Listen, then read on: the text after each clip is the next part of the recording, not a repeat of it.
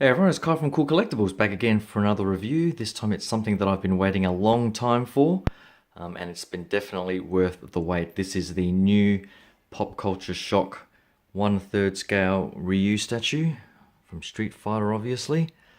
And it's been a long time coming. I pre-ordered this back around July, August 2016, and it was pre-ordered as a 40th birthday present from my wife. She asked me what I wanted for my 40th, and it was the pretty much the month of when the pre-order was announced that it was upcoming, and I just could not resist. I had the quarter scale Ryu from Pop Culture Shock.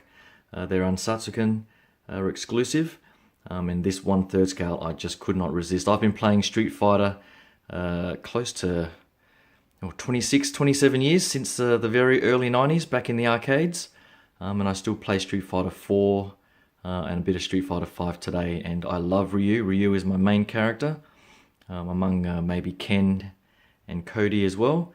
But Ryu is definitely something that's almost ingrained in my psyche, in all the nostalgia that I think about from the arcades. And this statue, the PCS team, Jerry and all the admins and so on at the PCS group, I think they have done an absolutely fantastic job with this statue. The paint application, I'm not sure, I couldn't quite get enough lighting in here with the windows open.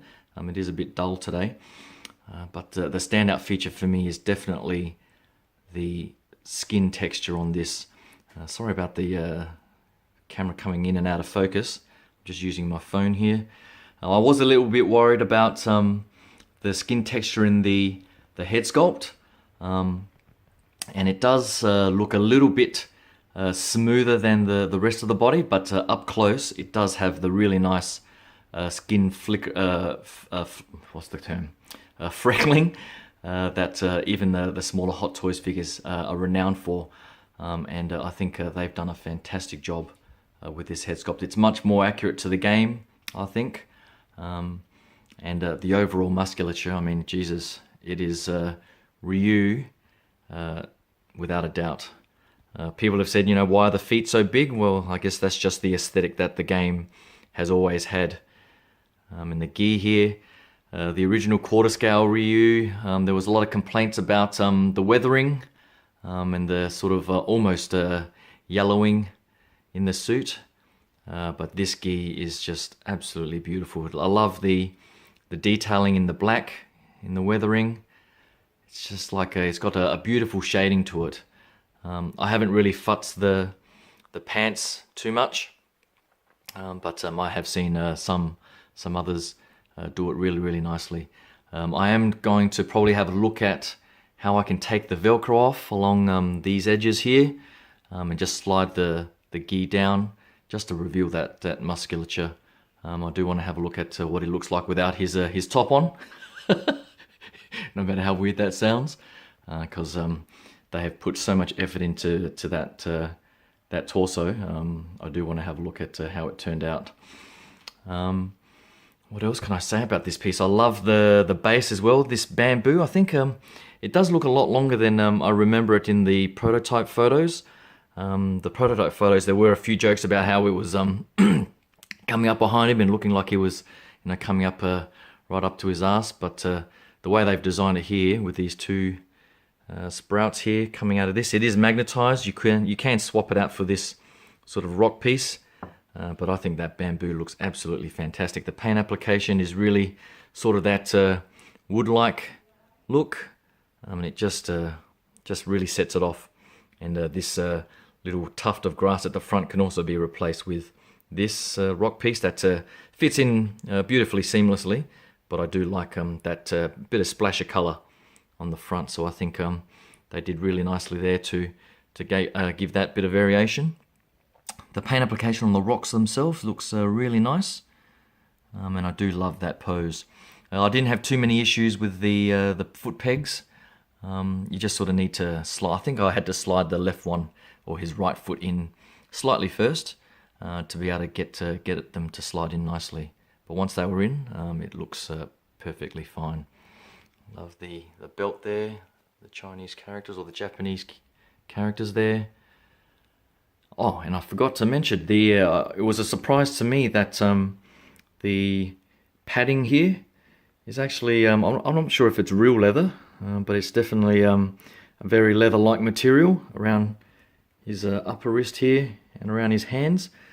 So the fact that they went to the trouble to do that and not just sculpting it was a very pleasant surprise. I actually thought it was going to be fully sculpted like the gloves here, but they've got that padding and it just looks perfect. I don't know how many times I've said the word perfect or I love this in the video, but I apologize for gushing, but this is absolutely outstanding. I love the sort of slight blue in the veins that you can see, the freckling in the skin. I didn't bother getting the Evil Ryu version, but you know, the teeth on that and the sort of lines on his face and so on look outstanding too. And on this particular version, I love the eyebrows, the spiky hair at the top there, and the way they've sort of tied the bandana there is outstanding. So that's pretty much it for this 1/3 scale Ryu statue. I have to say I was pleasantly surprised as well that I did not have to pay any import tax. I think that was because I pre-ordered and paid in full, and so the conversion to Australian was actually just slightly over 1,000, I think. But at today's exchange rate, I think it was just slightly below. So maybe that was what got it through customs without me having to pay any import tax. And so I actually got it for a pretty good discounted price, for about 15% off the original price, I think, based on the pre-order. So I can't complain about that at all. And now that I have this 1/3 scale, I can totally understand why people get hooked on these large scale statues. Probably need to futz this back area a little bit. But yeah, these large scale statues, I do have the Chun-Li pre-ordered as well. And I missed out on the exclusive pre-order for the Sagat because I was waiting for the 10% discount off of the local pop culture here. But hopefully, just like the Ryu here, it's released and they do have stock due to some cancellations. So I'm definitely on the wait list for Sagat as well. And hopefully I can get my hands on that exclusive because having this Chun-Li, Sagat, I did miss out on the Akuma and I don't want to pay the very high aftermarket prices, but if they release a Ken, I will be most happy, I think. These guys are absolutely amazing. So hopefully you like that quick look. Hopefully you can click that like and subscribe button. I do have a whole bunch of stuff coming up soon, and in all sorts of scales. So if you can give this like and a subscribe, that would be fantastic. Thanks again, and I'll talk to you guys soon. Cheers. Bye.